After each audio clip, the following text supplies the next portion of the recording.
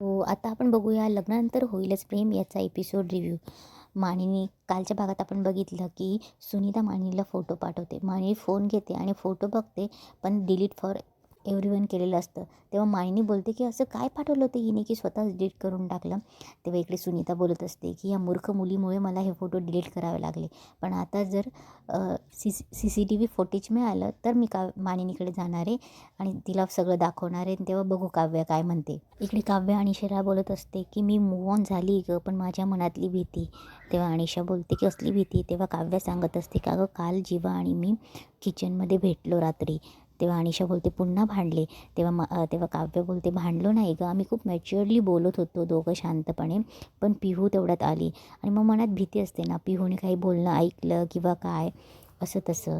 तेव्हा अनिशा बोलते, की अगं मग तू हे सगळं जे तुझ्या मनात भीती हे सगळं पार्थना सांग ना. तेव्हा काव्य बोलते, अनिशा वेडी आहेस का तू? आत्ताच ते कुठेतरी रिकवर होत आहेत आणि मी त्यांना एवढा मोठा धक्का देऊ? तेव्हा अनिशा बोलते, धक्का नाही गं, अगं तू समजवून सांग ना. आणि असंही तू पार्थना हिंट दिलीच होती ना तुझ्या पास्टबद्दल, मग तू आता समजवून सांग आणि आपल्या पार्टनरपासून कशाला लपवायचं ना. आणि ते समजून घेतील अगं, उगाचच कशाला लपवून डाव करायचा. तेव्हा काव्य बोलते, करेक्ट आहे तुझं, ठीक आहे मी बोलते तुझ्याशी नंतर.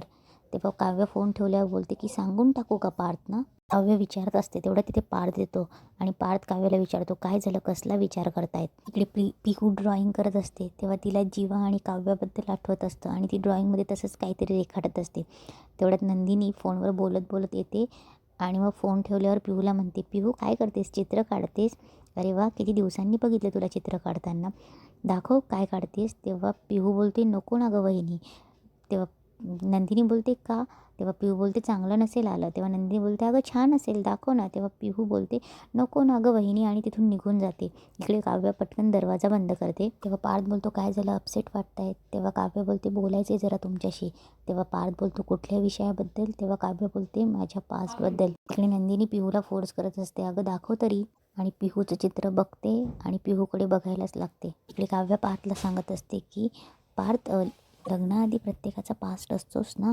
म्हणजे लग्नाला पाहुणे बघायला आल्यावर कांदे पोह्याचा कार्यक्रम असताना काही प्रश्न विचारले जातात, आवडीनिवडी विचारले जातात, काही सिक्रेट विचारले जातात. प्रत्येकाचा पास्ट असतो, तो चांगला असेल किंवा वाईट, असं काही ना काही बोललं जातं, पण आपल्यात तसं काही झालंच नाही आहे. तेव्हा पार्थ बोलतो, बरोबर आहे, पण मला तुम्हाला विचारायची काही गरज नाही वाटली.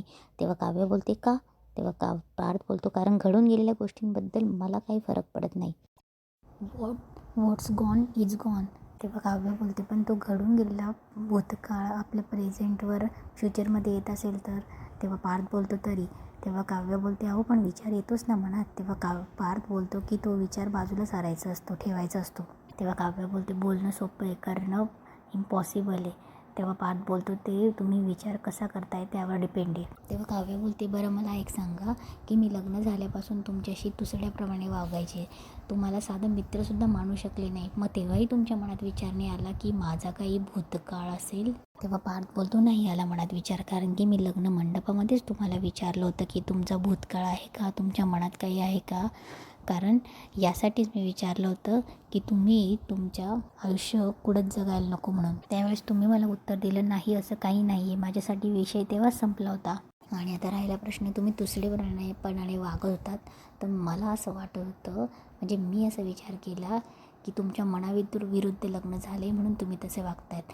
पण तेव्हा काव्य बोलते, पण तशा काव्याशी लग्न झालं तर आपल्याला त्रास होईल असं एकदाही विचार नाही आला तुमच्या मनात? तेव्हा पार्थ बोलतो, नाही आला, कारण मी आपल्या नात्याचा भविष्यासाठी विचार करतो. तेव्हा पार्थ काव्याला बोलत असतो, की माझं कसं आहे ना, मी एखाद्यावर प्रेम केलं ना की 100% करतो, जीव लावायचा आहे ना तर 100% लावतो आणि सोपं आहे हो, तुम्हालाही जमेल. तेव्हा काव्य बोलते, मला नाही जमणार. तेव्हा पार्थ बोलतो, थांबा, माझी सकाळची गोळी घ्यायची राहिली, तेवढी घेऊन घेतो.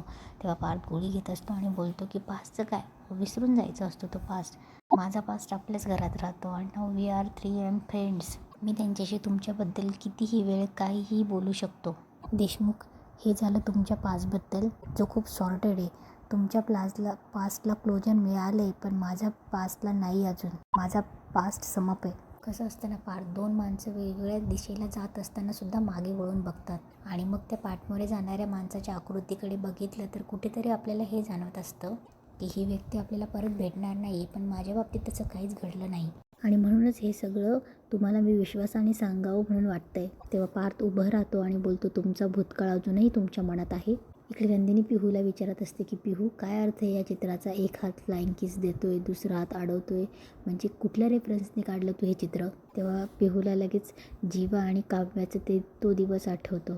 तेव्हा ती बोलते का अगं वहिनी, ही कुठल्या रेफरन्सने काढलेलं नाही आहे, हे असंच आहे. तेव्हा नंदिनी बोलते, नाही तू खोटं बोलू नकोस पिहू, मला सांगायचा काय अर्थ होतो? तेव्हा नंदिनी बोलते की पिहू, मला सांग ना, तू असं करताना कुठे पाहिलं आहेस का? मग काय अर्थ होतो या चित्राचा? तेव्हा नंदिनी बोलते की तुझ्या नंदिनी वहिनीला सांगणार नाही आहेस का तू? तेव्हा पिहू मनात बोलते, काय करू, सांगून टाकू का नंदिनी वहिनीला? तेव्हा नंदिनी बोलते, पिहू अगं काय विचारते मी, सांग ना काय अर्थ होतो या चित्राचा? तेव्हा पिहू बोलते, अगं वहिनी असं काहीच नाही आहे, हे चित्र मी माझ्या मनाने काढलं होतं. तेव्हा नंदिनी बोलते की तू मनाने असं काढू शकतच नाही, मागच्या वेळेस पण तू चित्र काढलं होतं, ते माझ्या लग्नाशी आणि किडनॅपिंगशी संबंधित होतं. पिहू सांग मला काय अर्थ आहे या चित्राचा? तेव्हा पिहू बोलते, अगं वहिनी मी ते इंटरनेटवर बघून काढलं होतं. तेव्हा नंदिनी बोलते की नक्की? तेव्हा पिहू बोलते, हो गं वहिनी. तेव्हा नंदिनी बोलते की हे बघ पिहू, इंटरनेटवर जशा चांगल्या गोष्टी असतात तशा वाईटही गोष्टी असतात. त्यामुळे इथून पुढे इंटरनेट वापरताना आई बाबा आणि कोणाला तरी मोठ्या व्यक्तीला घेऊन बसूनच वापरायचं आहे. तुझं वय नाही लहान बाळास तू आता असं चित्र काढण्यासाठी. हां, जेव्हा तू वयात येशील ना तेव्हा मी तुला स्वतः समजावून सांगेल.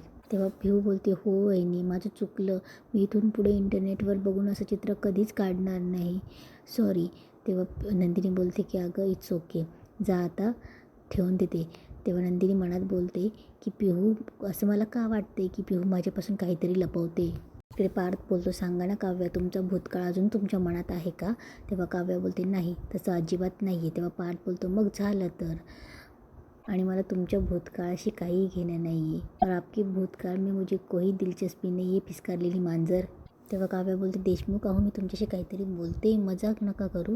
तेव्हा पार्थ बोलतो की काव्या, तुम्ही जर का काही सांगितलं तर आपल्यामध्ये ऑकवर्डनेस येईल आणि तो ऑकवर्डनेस माझ्या मानगुटीवर वेताळासारखा बसेल. तेव्हा पार्थ बोलतो, तुम्ही बसा, या बसा. आणि तिला बोलतो की बायका जसं पाण्यावर दिवे सोडतात ना तसं विषय सोडून द्यायला शिका. मी सुद्धा बऱ्याच गोष्टी डेस्टिनीवर सोडतो. तुम्ही ना आता भूतकाळाचा विचार करण्यापेक्षा ना तुम्ही आता आपल्या नात्याबद्दल विचार करायला सुरू करा. तुम्ही आधी कशा होत्यात आणि आता किती बदलल्या आहेत ना याचा विचार करा.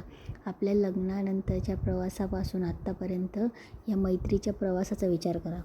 तुम्ही आपल्या लग्नानंतर किती चिडत होतात, किती रागवत होतात आणि आता छान किती गोड फिसकारतात याचा विचार करा. तेव्हा काव्या स्माईल करते. तुम्ही इथे बेडवर झोपण्यापासून तर जमिनीवर झोपण्यापासून तर बेडवर उलटं सुलटं झोपण्या त्या प्रवासाचा विचार करा. तुम्ही मी तुमच्यासाठी फ्रूट सॅलड बनवलं होतं त्या प्रवासाबद्दल आठवा. तेव्हा बोलतो की फ्रूट सॅलडवरनं आठवलं, मी काही खाल्लंच नाही आणि गोळ्या ऑलरेडी घेऊन घेतल्या, मी काहीतरी खाऊन येतो. तेव्हा काव्या बोलते, थांबा मी आणते. तेव्हा पार्थ स्माईल करतो. तेव्हा काव्या बाहेर आल्यावर मनात बोलते की पार्थचा माझ्यावर इतका विश्वास आहे की म्हणून ते माझं काही ऐकत नाही आहे. पण मला वाटते की पार्थने कधीतरी माझं ऐकावं की माझ्या भूतकाळात त्यांचाच लहान भाऊ जीवा होता. त्यांना हे सांगून होईल तेव्हाच मी या दडपणातून मोकळे होईल. इकडे जीवा आणि महाजनी काका प्लॅन बनवतात. जीवा आणि महाजनी काका गाडीतून उतरतात. तेव्हा जीवा बोलतो की हाय चंद्रकांत सरपोतदार. तेव्हा महाजनी काका गडबडतात आणि बोलतात की चंद्रकांत सरपोतदार, कोण चंद्रकांत सरपोतदार? तेव्हा जीवा बोलतो, अहो असं काय करतायत काका, मी आत्ताच तुम्हाला गाडीत प्लॅन समजावून सांगितला ना. तेव्हा काका बोलतात की अरे मला भीतीपोटी असं झालं. तेव्हा जीवा बोलतो, असं नका करू काका. तेव्हा ते बोलतात की अरे त्यांनी जर आपल्याला पकडलं ना तर माझा व्हिजा जप्त नाही होणार ना. तेव्हा जीवा बोलतो, नाही हो काका. तेव्हा महाजनी काका बोलतात की अरे जीवा, जर त्यांनी काही चेंज केलं तर आपला एवढा केलेलं नाटक फिसकटेल ना सगळं. तेव्हा जीवा बोलतात, अहो सर एकदम करेक्ट बोललात तुम्ही, एक काम करा, हे एअरपॉड घ्या. तेव्हा ते काका बोलतात की आता मला गाणी ऐकवणारच का? तेव्हा जीवा बोलतो की सर असं काय करताय तुम्ही, तुमचा माझ्यावर विश्वास आहे ना. हे घ्या, एका कानात घाला आणि मी फोन उचला. तेव्हा काका बोलतात की अरे इथल्या इथे कशाला फोन करतोयस तू? तेव्हा जीवा बोलतात की अहो उचला ना काका. तेव्हा आणि फोन खिशात ठेवा. तेव्हा काका त्याच्या खिशात फोन ठेवायला जातात. तेव्हा जीवा बोलतो, अहो काका माझ्या नाही तुमच्या खिशात ठेवा. तेव्हा काका बोलतात, तेव्हा जीवा बोलतो की बा आज जे घडणार आहे ते सगळं मला या फोनमुळे फोनमधून मला कळणार आहे आणि ते तिथे जे जे काही बोलायचे ना ते मीच तुम्हाला फोनवरच सांगणार आहे. त्याच्यामुळे तुम्ही टेन्शन घेऊ नका, मी आहे ना. तेव्हा काका बोलतात की आता काय टेन्शन काय, करावंच लागणार आहे. जेव्हा बोलतो काका एक काम करा, हे नाटक आहे ना तुम्ही पाणीपुरीसारखं एन्जॉय करा, म्हणजे काय आहे ना तुमच्या जे तोंडात पाणीपुरीचा स्वाद राहील. तेव्हा जीवा बोलतो की एक काम करा चंद्रकांत सरपोतदार. तेव्हा ते बोलतात कोण चंद्रकांत सरपोतदार. तेव्हा जीवा बोलतो अहो तुम्ही हो काका तुम्ही. तेव्हा जीवा बोलतात की ऑल द बेस्ट, चला तुम्ही जा, मी आहे, टेन्शन घेऊ नका. तेव्हा ते काका तिथे जातात. इकडे इकडे भास्कर आणि तो इन्व्हेस्टर बोलत असतो. इन्व्हेस्टर भास्करला विचारत असतो त्या नंदिनी जीवाला 15 दिवसाची मुदत दिली होती, काही करतायत का ते. तेव्हा भास्कर बोलतो की काही करू शकत नाही, कारण प्रॉपर्टी करोडींच्या घरातली आणि इतके पैसे ते जमा करू शकत नाही. आणि हे सगळं जर करायचं असेल त्यांना घरी सांगावं लागेल. आणि विक्रमला हे जर कळलं तर विक्रम जीवाची गय करणार नाही, त्याच्यामुळे डोंट वरी. तेव्हा तो इन्व्हेस्टर भास्करला म्हणत असतो की मग तुम्ही त्यांना मुदत का दिली, हे काम लवकरात लवकर करा, म्हणजे मला लवकर त्या जमिनीवर लो कॉस्ट हाऊसिंग उभारता येईल. तेवढ्यात तिकडनं महाजनी काका येतात आणि बोलतात की नाही करता येणार. तेव्हा ते बोलतात की त्या जागेवर काढायचं घर पण उभं करू शकणार नाही तुम्ही. इकडे जीवा फोनवर असतो आणि बोलतो की वाव. जीवा बोलतो काय एंट्री मारली आहे चंद्रकांत सरपोतदार, आणि डायलॉगदार असा भारी झाला आहे ना, तर त्याला टाळ्या झाल्याच पाहिजे, कमाल. तेव्हा भास्करन ते बोलतात की एक्सक्यूज मी, तुम्ही कोण आहात, काम मागायला आला आहेत का. तेव्हा जीवा त्यांना सांगतो की फोनवरून बोलतो की तुमचं काम तमाम करायला आलो आहे असं बोला. तेव्हा ते बोलतात की तुमचं काम तमाम करायला आलो आहे, कोण आहात तुम्ही. तेव्हा हे काका थोडेसे दचकतात आणि बोलतात की मी कोण, माझं नाव. तेव्हा जेव्हा इकडनं पटकन सांगतो अहो सरपोतदार हो चंद्रकांत सरपोतदार. तेव्हा ते बोलतात की अहो सरपोतदार चंद्रकांत सरपोतदार गव्हर्नमेंट ऑफिसर आहे मी. तेव्हा जेव्हा बोलतो की आता तो नालायक भास्कर विचारेल can I see your ID, आता त्याला दाखवा माझी कला. तेव्हा ते काका पटकन खिशातनं ID काढून भास्करच्या हातात देतात. तेव्हा काका मनात बोलतात मी खोटा ऑफिसर आहे, यांना कळायला नको. तेव्हा भास्कर ID बघतो आणि इन्व्हेस्टरकडे पण देतो. तेव्हा सगळी शांतता पसरते. तेव्हा जीवा पण इकडे घाबरतो की काय झालं आहे म्हणून. तेव्हा भास्कर बोलतो आय एम सॉरी सर, चला या इथे बसा ना. आणि भास्कर आणि ते तिथेच चेअरवर बसतात. तेव्हा इन्व्हेस्टर बोलतो की सर तुम्ही इथे यायचं कारण. तेव्हा काका बोलतात की जुहूला रोजी गार्डनच्या इथे जी प्रॉपर्टी आहे तेवढ्यात इन्व्हेस्टर बोलतो ती माझी आहे. तेव्हा जेव्हा इकडून बोलतो हा टकलू खूपच पुढे पुढे करतोय, त्याचं तोंड बंद करा. तेव्हा काका बोलतात तुमची आहे नाही, तुमची होती. ती प्रॉपर्टी सरकारने गव्हर्नमेंट हॉस्पिटलसाठी रिझर्व केली आहे, त्यामुळे तुम्हाला त्या प्रॉपर्टीचा ताबा सोडावा लागेल. तेव्हा इन्व्हेस्टर बोलतो जागा सोडावी लागेल म्हणजे मी ती जागा विकत घेतली आहे. तेव्हा जेव्हा बोलतो त्याच्या तोंडावर पेपर फेकून मारा. तेव्हा काका बोलतात मी काय करू शकतो आणि काय करू शकत नाही ना ते तुम्ही ID बघून कळलंच असेल मिस्टर. तेव्हा इन्व्हेस्टर बोलतो राजन जाधव. तेव्हा काका बोलतात तेच ते राजन जाधव. तेव्हा ते बोलतात माझी एवढी ओळख पुरेशी आहे की माझी कर्तबगारी पुराव्यानिशीर दाखवतो मला. तेव्हा जेव्हा इकडं फोनवर बोलतो की अरे तुमच्या कॉन्फिडन्सचा ग्राफ अचानक कसा वाढला. तेव्हा काका त्या ब्ल्यूटूथला हात लावतात, बोलतात मग कोण आहे तुम्ही. तेवढ्यात भास्कर नोटीस करतो आणि बोलतो की काय म्हणालात तुम्ही, आणि तिथेच आजचा एपिसोड संपतो.